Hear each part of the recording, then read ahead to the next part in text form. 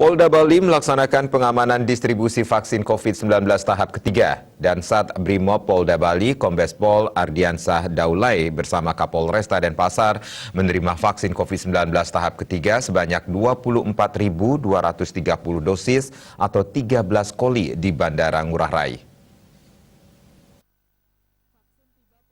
10 Wita dengan pesawat Garuda Airline selanjutnya didistribusikan langsung ke kantor Dinas Kesehatan Provinsi Bali yang terletak di Jalan Melati Denpasar untuk disimpan di ruang penyimpanan vaksin cold room Dinkes Provinsi Bali sebelum didistribusikan ke seluruh kabupaten kota di Bali.